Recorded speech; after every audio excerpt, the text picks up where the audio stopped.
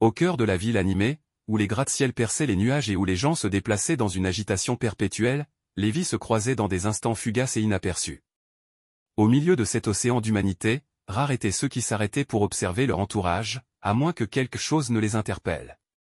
Par ce qui semblait être un après-midi ordinaire, Julia Dupont, une femme d'une quarantaine d'années posée et sûre d'elle, décida de visiter une célèbre bijouterie.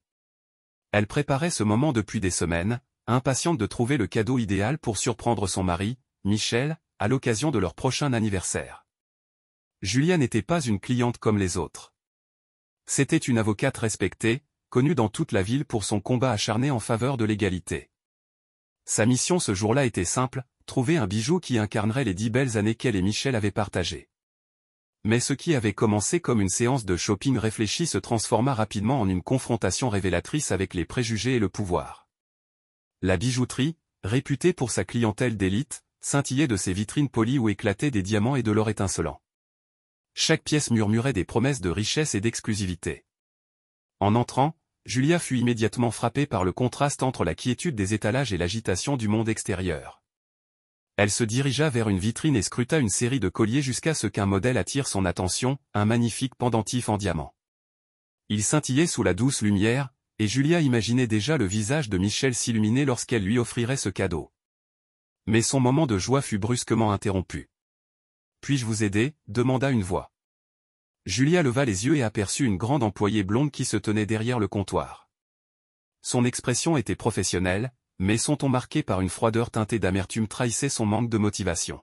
« Oui, j'aimerais voir ce collier, s'il vous plaît, » dit Julia en désignant le pendentif qui l'avait captivé. L'employée hésita un instant, les yeux presque imperceptiblement plissés tandis qu'elle examinait Julia. Ce regard n'était pas empreint de curiosité, mais de jugement, comme une question muette sur sa place. Néanmoins, elle déverrouilla l'écrin et lui tendit le collier, arborant un sourire forcé et tendu. Julia tenait délicatement le collier, observant la façon dont ses diamants réfractaient la lumière. Pourtant, elle ne parvenait pas à détourner le regard de l'employé fixé sur elle. Ce n'était pas seulement de l'attention, c'était de la suspicion. Ce n'était pas nouveau pour Julia. Elle avait déjà été confrontée à ce questionnement subtil quant à sa présence, à ses suppositions silencieuses fondées sur la couleur de sa peau. « Combien ça coûte ?» demanda Julia d'une voix calme mais ferme. Les lèvres de la femme se pincèrent. « Êtes-vous sûr de pouvoir vous le permettre ?» répondit-elle. La question la frappa comme un coup de poing. Ce n'était pas une question de prix, car elle pouvait facilement se l'offrir. C'était une question d'insinuation, de préjugés sous-jacents. Gardant son sang-froid, elle répondit d'un ton neutre, « Oui, j'en suis sûr. » L'agacement se lut dans les yeux de l'employé. « Je pense qu'il vaut mieux que vous le remettiez dans son présentoir, » dit-elle d'une voix forte, attirant l'attention des clients alentour. Le visage de Julia brûlait de colère et d'humiliation. Elle remit soigneusement le collier sur son support de velours. « Ce n'est pas nécessaire, » dit-elle d'une voix ferme malgré l'indignation qui la submergeait. Mais il était déjà trop tard. L'employé fit signe à un agent de sécurité, et bientôt un homme grand et sévère s'approcha d'eux. « Y a-t-il un problème ici ?» demanda-t-il, son regard oscillant entre l'employé et Julia. « Cette femme a essayé de voler le collier », déclara l'employé, sa voix résonnant dans tout le magasin. Pendant un instant, Julia resta trop abasourdie pour répondre. L'accusation était scandaleuse, et pourtant elle était là, humiliée publiquement, taxée de voleuse sans la moindre preuve. « Je n'étais pas. » commença Julia, mais le garde la coupa. « Madame, je vais devoir vous demander de m'accompagner, » dit-il d'un ton ferme mais mesuré. Ravalant sa fierté, Julia inspira profondément et hocha la tête. « Bien, » dit-elle d'une voix tremblante de colère à peine contenue. En se dirigeant vers le bureau de sécurité, elle sentit le poids des regards des clients. Certains chuchotaient entre eux, tandis que d'autres sortaient leur téléphone pour filmer la scène. Julia gardait la tête haute, déterminée à ne pas leur montrer à quel point ce moment la blessait profondément. Dans le petit bureau de sécurité aux allures de bloc opératoire, le garde lui fit signe de s'asseoir pendant qu'il visionnait les images. Le temps s'écoulait, les pensées de Julia s'emballaient, la scène se déroulant encore et encore dans sa tête. Comment son simple geste de shopping avait-il pu dégénérer à ce point? Elle connaissait la réponse, trop bien. Finalement, le garde revint, plus doux, presque désolé. « Nous avons visionné les images, dit-il. Vous n'avez rien fait de mal. vous pouvez partir. Julia acquiesça d'un signe de tête, mais le mal était déjà fait. Elle remercia discrètement le garde et quitta le bureau. En retournant dans le centre commercial animé, le poids de ce qui venait de se passer se faisait lourdement sentir sur ses épaules. Ce n'était pas seulement à cause d'elle. Il s'agissait de quelque chose de bien plus vaste, le racisme ordinaire auquel les gens comme elle étaient confrontés quotidiennement, ainsi que les suppositions sans fondement enracinées dans l'ignorance. Lorsque Julia rentra chez elle ce soir-là, son mari, Michel, l'accueillit chaleureusement. Elle tenta de dissimuler la tempête d'émotions qui la submergeait. Lorsqu'elle lui raconta les événements survenus dans la bijouterie ce soir-là, elle ne put plus contenir la colère et la douleur qui la tenaillaient. Michel l'écouta en silence, son expression s'assombrissant à chaque mot. « Ils t'ont traité comme une criminelle, dit-il d'une voix tendue, marquée par une fureur à peine contenue. Dans ma ville. Dans mon centre commercial. » Julia hocha la tête, la voix tremblante, lorsqu'elle répondit, « C'était horrible. Ils ne m'ont même pas laissé le temps de m'expliquer. Tout le monde me regardait, et j'avais l'impression qu'ils avaient déjà décidé que j'étais coupable avant même que je dise un mot. » Michel se leva, les poings serrés. « Ce n'est pas fini, déclara-t-il d'un ton résolu. On va faire quelque chose. Ils ne peuvent pas s'en tirer en te traitant comme ça. » Le cœur de Julia se gonfla de gratitude, non seulement parce que Michel était à ses côtés, mais aussi parce qu'elle savait qu'il avait le pouvoir d'arranger les choses. Michel n'était pas seulement son mari, il était le propriétaire du centre commercial où les faits s'étaient déroulés. Il était désormais prêt à user de son influence pour dénoncer l'injustice qu'elle avait subie. Le lendemain matin, Julia rencontra Rob, l'agent de sécurité qui l'avait blanchi la veille. Ils s'installèrent dans un petit café près du centre commercial, où Rob s'excusa une fois de plus pour ce qui s'était passé la veille. « Je suis vraiment désolé que vous ayez dû endurer ça, » dit Rob en secouant la tête avec regret. « J'ai senti que quelque chose clochait dès le début, mais je devais suivre le protocole. »« Je comprends, » répondit Julia d'une voix calme mais résolue. « Mais il ne s'agit pas seulement de laver mon nom. C'est plus grand que moi. Il s'agit de la façon dont les gens comme moi sont traités au quotidien. Nous devons dénoncer ce qui se passe. » Rob hocha la tête, l'air pensif.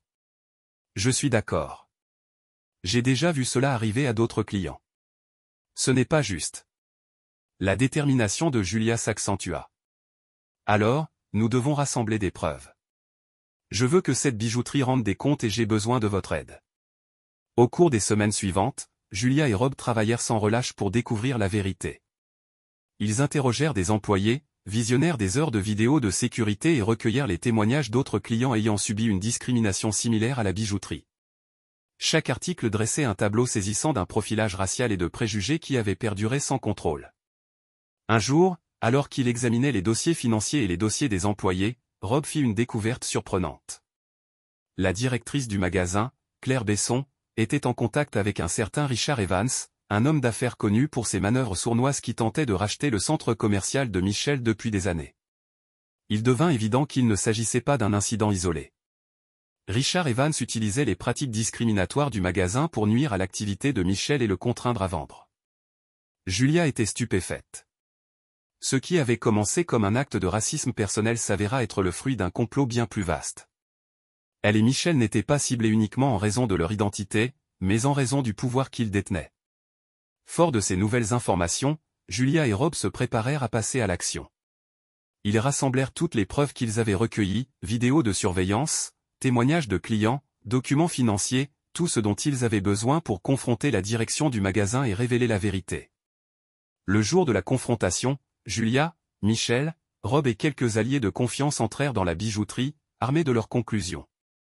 La directrice, Claire Besson, les attendait, l'air froid et inflexible. « Nous savons ce que vous avez fait », commença Julia d'une voix ferme et assurée.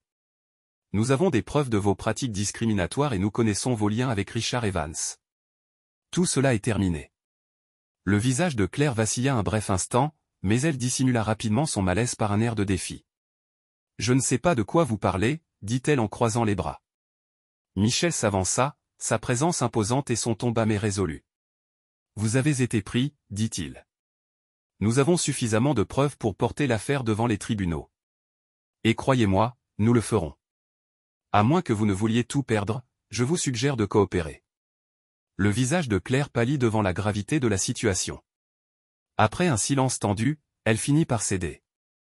D'accord, dit-elle d'une voix plus basse. Que voulez-vous? Nous voulons que vous rendiez des comptes, dit Julia. Vous reconnaîtrez publiquement vos actes, vous démissionnerez de votre poste de responsable et vous assurerez que vos employés suivent une formation pour éviter que cela ne se reproduise. Claire hésita avant d'acquiescer à contre-cœur. D'accord, murmura-t-elle. Je m'en charge. Sur ce, la confrontation prit fin, mais Julia et Michel savaient que leur combat était loin d'être terminé. Il ne s'agissait pas seulement d'un magasin. Il s'agissait de transformer la façon dont les personnes de couleur étaient traitées dans les espaces de privilège et de pouvoir, et ils n'arrêteraient pas tant qu'un véritable changement ne serait pas accompli. Quelques jours plus tard, Julia et Michel ont tenu une conférence de presse pour faire connaître leur histoire au monde entier. Les médias se sont mobilisés en masse, désireux de couvrir le scandale qui a secoué l'un des centres commerciaux les plus prestigieux de la capitale. Devant les caméras, Julia a ressenti une vague de détermination. C'était pour elle l'occasion de réclamer justice, non seulement pour elle-même, mais pour tous ceux qui ont été victimes de discrimination. Il ne s'agit pas que de moi, a-t-elle déclaré d'une voix claire et inébranlable. Il s'agit des innombrables personnes qui subissent chaque jour des préjugés simplement parce que leur couleur de peau est différente. Il s'agit de justice et de veiller à ce que personne d'autre n'ait à subir ce que j'ai vécu. Michel s'est ensuite avancé, présentant la montagne de preuves qu'ils avaient rassemblées, des images de vidéosurveillance, des témoignages et des documents financiers. Tandis que les journalistes s'intéressaient avec enthousiasme à l'histoire, Julia et Michel étaient prêts à défier le système et à exiger un changement durable. Des murmures de choc et d'incrédulité ont parcouru la foule tandis que Michel s'exprimait avec une conviction inébranlable. Nous exigeons une action immédiate, a-t-il déclaré d'une voix ferme et déterminée. Ce n'est pas seulement une affaire personnelle, c'est une question de responsabilité publique. Et nous n'aurons de cesse que justice soit rendue. À la fin de la journée, la conférence de presse était devenue virale. Les réseaux sociaux étaient inondés de messages de soutien à Julia et Michel, tandis que les hashtags exigeant des changements se répandaient dans tout le pays. Le tollé général était assourdissant et la pression sur la direction de la bijouterie était devenue insoutenable. Claire Besson a démissionné de son poste de directrice en quelques jours. La bijouterie a annoncé de nouvelles politiques radicales pour garantir qu'aucun client ne serait plus jamais victime de discrimination sur son sol. Pour Julia et Michel, ce fut une victoire durement gagnée, mais amère. Bien que le magasin ait été tenu pour responsable, les cicatrices émotionnelles de ce jour persistaient. Julia savait qu'elle n'oublierait jamais l'humiliation et la douleur endurée. Mais, aux côtés de Michel, elle savait qu'ils avaient transformé leur combat personnel en un puissant mouvement de changement. Ils avaient montré que les préjugés, aussi profondément ancrés soient-ils, pouvaient être remis en question et vaincus. Des jours après la conférence de presse, le téléphone de Julia ne cessait de vibrer, avec des appels et des messages. Certains venaient d'amis et de proches qui leur offraient des mots d'encouragement. D'autres provenaient d'inconnus, des personnes ayant vu son histoire et souhaitant exprimer leur solidarité. Nombre d'entre eux partageaient leurs propres témoignages de discrimination, des voix longtemps réduites au silence trouvant enfin un exutoire dans le courage de Julia. Julia ressentait le poids de tout cela. Il ne s'agissait plus seulement d'elle, il s'agissait de tous ceux qui avaient été accusés à tort, rabaissés ou licenciés en raison de leur couleur de peau. Elle ressentait une profonde responsabilité, poursuivre le combat, non seulement pour elle-même, mais aussi pour eux. Mais cette responsabilité s'accompagnait d'une pression écrasante. Un après-midi, alors que Julia était assise tranquillement à la table de la cuisine, son téléphone se mit à vibrer à côté d'elle sans cesse. Elle ne le décrocha pas. Michel remarqua son état d'esprit et posa son café, puis tendit la main par-dessus la table pour la prendre. « Tu es restée silencieuse, » dit Michel doucement, l'inquiétude se lisant sur son visage. « Qu'est-ce qui te préoccupe » Julia soupira en se massant les tempes. « C'est juste, tout ça. Tout cela me dépasse maintenant. Je suis contente qu'on en ait parlé, mais il reste encore tant à faire. Plus j'y pense, plus je réalise à quel point il reste encore à changer. Et je ne suis pas sûre d'être prête pour tout ça. » Michel lui serra doucement la main, d'une voix ferme et rassurante. « Tu n'as pas besoin de tout faire d'un coup. Tu as déjà eu un impact énorme. Tu ouvres des portes aux autres. Mais n'oublie pas de prendre soin de toi aussi. » Julia lui adressa un petit sourire reconnaissant. Michel savait comment la rassurer quand les choses semblaient insurmontables. Mais au fond, elle savait que ce n'était que le début. Sa voix avait été amplifiée, et maintenant, Les attentes étaient là, on comptait sur elle pour continuer à faire bouger les choses. Plus tard dans la semaine, Julia reçut un appel inattendu de Rob. « Salut, j'ai fait quelques recherches, dit-il d'un ton sérieux. Et je pense que tu as besoin de savoir quelque chose. » Le cœur de Julia se mit à battre la chamade. « Qu'y a-t-il ? » « J'ai parcouru de vieux rapports, dit Rob. J'ai découvert que ce n'était pas la première fois qu'il y avait des problèmes dans cette bijouterie. Il y a eu d'autres plaintes pour profilage racial, traitement discriminatoire, etc. Mais le hic, c'est que tout a été enterré. Julia fronça les sourcils, serrant son téléphone plus fort. Comment est-ce possible ? Comment se fait-il que personne n'ait rien dit jusqu'à présent ? C'est bien là le problème, répondit Rob. Des gens ont bel et bien parlé. Mais la direction a étouffé l'affaire. Ils ont payé certaines victimes, et comme ça n'a pas marché, ils ont menacé d'autres de poursuites judiciaires si elles révélaient l'affaire au public.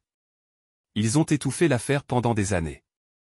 L'estomac de Julia se noua en entendant les paroles de Rob. Ce qu'elle avait vécu n'était pas un incident isolé, mais un élément d'un système de discrimination profondément enraciné et délibérément dissimulé. Sa détermination se renforça. Ce n'était que le début. C'était impossible. Si ce magasin et d'autres du même genre s'en sortaient impunément depuis des années, c'était qu'il fallait bien que quelqu'un fasse la lumière sur la vérité. Julia était déterminée à être cette personne. L'estomac de Julia se noua en digérant les paroles de Rob. Il ne s'agissait pas seulement d'elle, mais d'une discrimination ancienne qui traînait depuis bien trop longtemps. Tout cela doit être rendu public, a-t-elle déclaré avec fermeté. Tout cela. Les personnes auparavant réduites au silence méritent justice. Rob acquiesça. Je suis d'accord. Mais il nous faudra davantage que ce que nous avons actuellement. Il faut que les gens se manifestent et partagent leurs histoires. Julia réfléchit un instant, sa détermination se renforçant. Je m'en occupe. Je vais contacter les médias et inciter les gens à s'exprimer. Dans les jours qui suivirent, Julia s'investit pleinement dans cette démarche. Elle contacta des journalistes, des avocats et des organisations de défense des droits civiques, déterminés à constituer un dossier solide révélant la longue histoire de pratiques discriminatoires de la bijouterie. Lentement mais sûrement, d'anciens clients lésés commencèrent à se manifester, apportant du poids à la cause. Linda, mère célibataire, partagea son expérience bouleversante. Ils m'ont accusé d'avoir tenté de rendre des bijoux volés parce qu'ils ne me trouvaient pas dans leur système, dit-elle, la voix tremblante. Ils m'ont traité comme une criminelle. Je n'avais même pas la force de lutter. J'ai quitté les lieux, humilié. Un autre homme, Charles, a raconté comment il avait été arrêté par la sécurité alors qu'il cherchait des alliances avec sa fiancée. Ils n'ont pas cru que j'étais sérieux quant à mon achat, a-t-il dit, l'amertume dans la voix. Ils ont supposé, en me voyant, que je n'en avais pas les moyens. Les témoignages se sont succédés, rappelant douloureusement à quel point les préjugés peuvent être profondément ancrés. Il est devenu évident que ce n'était pas la faute d'un employé ou d'un magasin, mais celle d'un problème systémique resté incontrôlé pendant bien trop longtemps. Julia décida qu'il était temps d'organiser une nouvelle conférence de presse. Mais cette fois, elle ne parlerait pas seulement en son nom, elle inviterait Linda, Charles et plusieurs autres victimes à se joindre à elle, leur offrant ainsi une tribune pour partager leur version des faits. Elle invita Linda, Charles et plusieurs autres victimes à se joindre à elle, leur offrant ainsi une tribune pour partager leur version des faits. La salle était bondée et les flashs des appareils photos se sont allumés lorsque Julia monta sur l'estrade. Je suis ici aujourd'hui, non seulement pour moi, mais pour tous ceux qui ont un jour été rabaissés à cause de ce qu'ils sont. Ce qui m'est arrivé dans cette bijouterie n'était pas un accident. Cela faisait partie d'un comportement récurrent depuis des années. Et aujourd'hui, nous sommes ici pour le dénoncer. Elle fit signe à Linda de s'avancer. Malgré ses mains tremblantes, Linda se redressa. On m'a accusé de vol et humilié devant ma fille, dit Linda d'une voix tremblante. Mais je suis restée silencieuse parce que j'avais peur. Je n'ai plus peur. Charles s'avança ensuite, sa colère évidente, alors qu'il s'agrippait au podium. J'ai été traité comme un citoyen de seconde zone, simplement à cause de ma couleur de peau, a-t-il déclaré, ses mots tranchant la salle comme une lame de rasoir. J'en ai assez du silence. Ça s'arrête maintenant. Alors que les victimes racontaient leurs histoires, l'émotion était palpable. Finalement, Julia est revenue à la tribune, l'assurance dans la voix. Nous ne demandons pas grand-chose, a-t-elle déclaré. nous ne demandons pas grand-chose, le respect, la dignité et le droit d'exister sans être jugé sur la base de préjugés, des choses qui devraient être offertes à tous gratuitement. Et nous ne nous arrêterons pas tant que nous ne verrons pas de réels changements. La conférence de presse a marqué un tournant. Les médias ont continué à relayer l'affaire, et le tollé général a été assourdissant. Les réseaux sociaux ont bourdonné d'appels à la responsabilité, et des citoyens de tout le pays ont exigé que la bijouterie réponde de ses actes. La pression sur le siège social de la bijouterie est devenue insupportable. En quelques jours, celui-ci a présenté des excuses publiques, reconnaissant les torts causés par ces pratiques. Ils ont annoncé une enquête interne et se sont engagés à mettre en place une formation obligatoire sur la diversité et l'inclusion pour l'ensemble des employés. Si cette issue était satisfaisante, Julia savait que le travail était loin d'être terminé. C'était un pas dans la bonne direction, mais un changement systémique nécessiterait davantage que de simples excuses et des formations. En regardant la couverture médiatique de la conférence de presse, Julia avait le cœur serré. Fierté pour ce qu'ils avaient accompli. Reconnaissance pour le courage de ceux qui s'étaient manifestés. Mais elle était également animée d'une détermination latente à poursuivre le combat pour la justice. Ce n'est pas la fin, pensa-t-elle. Ce n'est que le début. Claire Besson, la gérante qui avait laissé les pratiques discriminatoires se développer sans contrôle, fut définitivement démise de ses fonctions. Cependant, pour Julia, cela ne suffisait pas. Elle ne pouvait pas laisser cette injustice profonde sans réponse. Julia et Rob travaillaient sans relâche en coulisses pour monter un dossier juridique contre la bijouterie. Avec l'aide d'une équipe d'avocats dévoués, ils ont minutieusement compilé chaque élément de preuve, témoignages, documents, vidéos de surveillance, etc., afin de constituer un dossier solide et de garantir que justice soit rendue. Les semaines se sont transformées en mois pendant que l'équipe se préparait pour le procès. Ce fut un processus épuisant, et la charge émotionnelle était lourde. Pourtant, la détermination de Julia n'a jamais faibli. Chaque réunion nocturne, chaque séance de stratégie et chaque récit de son expérience renforçait sa détermination à lutter pour le changement. Michel l'accompagnait à chaque étape, rappelant à Julia par son soutien indéfectible qu'elle n'était pas seule dans ce combat. Le jour du procès arriva enfin. La salle d'audience était tendue lorsque Julia témoigna. Sa nervosité était indéniable, mais sa détermination ne l'était pas moins. Elle comprenait l'importance de son témoignage, non seulement pour elle-même, mais aussi pour toutes les personnes lésées par les pratiques discriminatoires du magasin. Tandis que Julia racontait les événements de cette journée fatidique, le silence s'installa dans la salle d'audience. Ses mots dépeignaient un tableau saisissant d'humiliation et d'injustice, et sa voix portait la force de celle qui refusait le silence.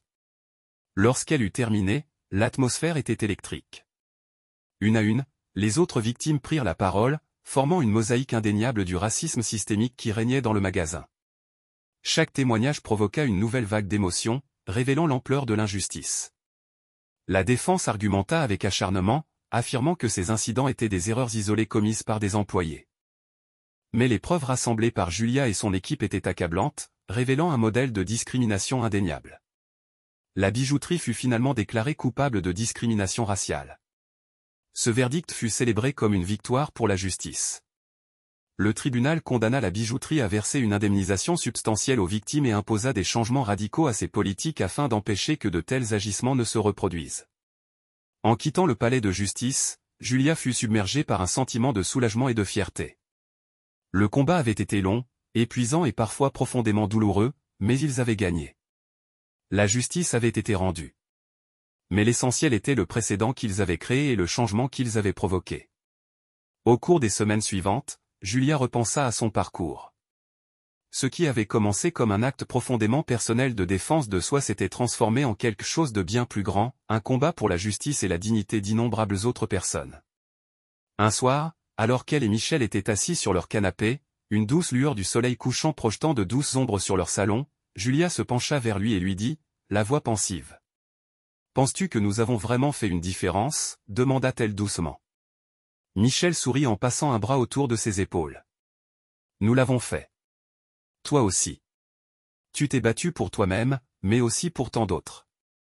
Tu as montré aux gens qu'ils n'étaient pas obligés d'accepter l'injustice, qu'ils pouvaient se battre et gagner. » Julia hocha la tête, posant sa tête contre son torse.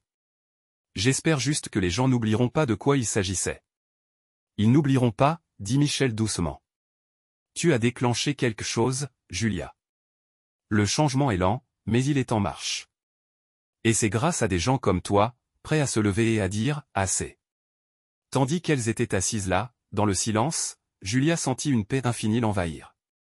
Le combat n'était pas terminé, il restait encore tant à faire. Mais elle avait prouvé qu'il était possible de lutter contre l'injustice et d'engager le changement. La vie a lentement repris son cours normal pour Julia et Michel, même si cette « normalité » s'accompagnait désormais d'une conscience aiguë des injustices. Le combat qu'ils avaient mené les avait rendus plus sensibles aux injustices qui les entouraient et plus conscients du pouvoir qu'ils détenaient pour changer les choses. Julia, désormais considérée comme une voix de la justice, était souvent sollicitée par des personnes désireuses de partager leur histoire. Chacune lui rappelait sa responsabilité, mais lui donnait aussi espoir. Le combat n'était plus seulement le sien, il appartenait à tous ceux qui avaient été réduits au silence, lésés ou négligés. Ensemble, ils prouvaient que le monde pouvait devenir meilleur et plus juste, victoire après victoire. La détermination de Julia à œuvrer pour le changement à plus grande échelle n'a fait que s'accentuer à mesure que son action de plaidoyer prenait de l'ampleur.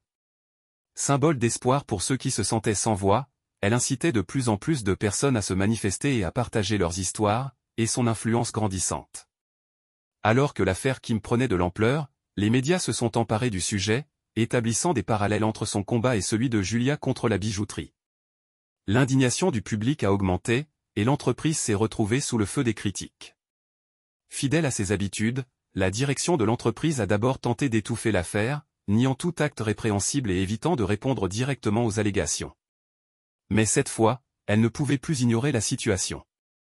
Face à l'intensification de la couverture médiatique et à l'intensification des protestations publiques, de plus en plus d'employés ont commencé à se manifester.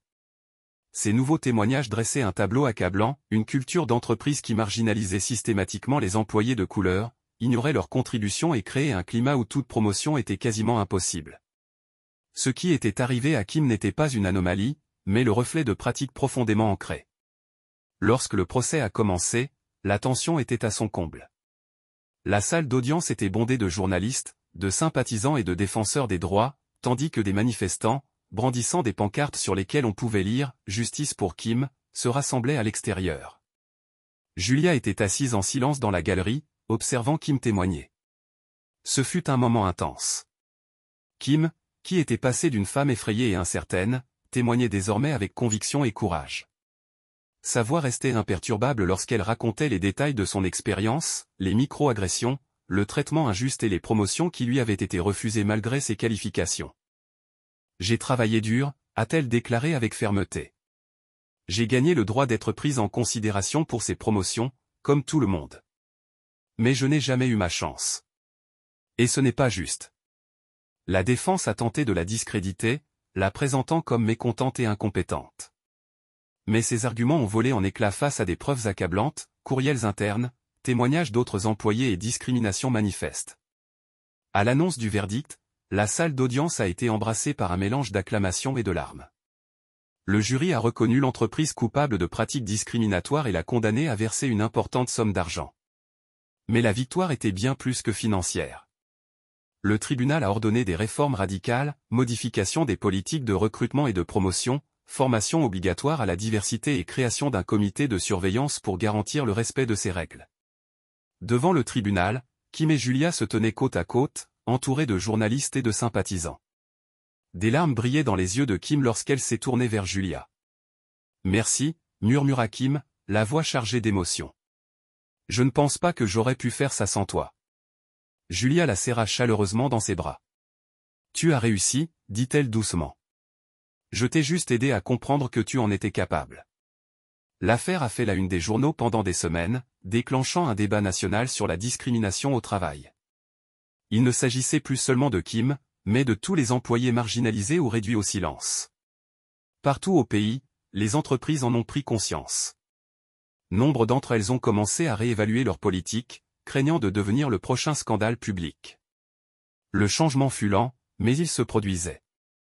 Pour Julia, cette victoire était à la fois gratifiante et amère. C'était un pas en avant, mais elle savait que la lutte n'était pas terminée. D'innombrables personnes subissaient encore l'injustice, des systèmes qui devaient être remis en question et réformés. Un soir, alors qu'elle consultait les courriels d'autres personnes qui demandaient de l'aide, Julia s'accorda un moment de réflexion. Elle repensa au chemin parcouru, de son expérience humiliante à la bijouterie jusqu'à sa présence sur les marches du palais de justice aux côtés de Kim. La tâche qui l'attendait était immense, mais elle ressentait une nouvelle détermination. Le changement était possible, une histoire, un pas et une victoire à la fois. Et tant que des personnes comme Kim étaient prêtes à se lever et à se battre, Julia savait qu'elle construisait quelque chose de puissant, quelque chose qui pourrait rendre le monde un peu plus juste pour tous. Le collectif Justice a été lancé à l'occasion d'un événement dans un centre communautaire local, un espace modeste qui est rapidement devenu un symbole d'espoir et de possibilités. Le soir venu, la salle était bondée, des personnes de tous âges, origines et milieux sociaux occupaient chaque siège, nombre d'entre elles se tenant le long des murs ou se déversant dans l'entrée. Des journalistes, caméras à la main, étaient prêts à immortaliser l'événement, des avocats désireux de partager leur expertise et des militants déterminés à mobiliser leur communauté. Certains participants étaient là par curiosité, d'autres parlaient de souffrance et de frustration, mais tous partageaient le même objectif, participer à une action significative. Lorsque Julia monta sur scène, son cœur battait la chamade. Elle marqua une pause, scrutant la foule, sentant l'énergie collective qui rayonnait vers elle. La gratitude la submergea en pensant au chemin parcouru, mais aussi à celui qu'ils pourraient encore parcourir ensemble. Merci à tous d'être là ce soir, commença Julia d'une voix forte teintée d'émotion. Le collectif Justice est né d'un combat personnel pour la dignité et le respect. Mais aujourd'hui, il représente quelque chose de bien plus grand. Nous sommes ici parce que personne ne devrait se sentir seul face à l'injustice. Nous sommes ici parce que le changement ne se produit pas du jour au lendemain, mais il se produit lorsque nous sommes unis. Des applaudissements retentirent dans la foule, emplissant la salle d'une énergie vibrante et pleine d'espoir. Ce n'est qu'un début, poursuivit-elle. La route sera longue et semée d'embûches. Mais avec chaque dossier que nous prenons en charge, chaque voix que nous amplifions et chaque système que nous tenons responsable, nous nous rapprochons du monde que nous savons tous possible, un monde où personne n'est jugé en fonction de sa couleur de peau, de son sexe, de ses origines ou de ses croyances. Un monde où la justice n'est pas seulement un idéal, mais une réalité pour tous. Les applaudissements se sont transformés en ovations debout, l'énergie dans la salle étant à son comble. À la fin de l'événement, le collectif Justice avait gagné des dizaines de nouveaux soutiens, bénévoles et dons. Il était clair que la vision de Julia avait profondément touché les participants, qui en avaient assez d'attendre que quelqu'un d'autre prenne la relève. Ils voulaient participer au changement. Dans les mois qui suivirent, le collectif Justice connut une croissance rapide.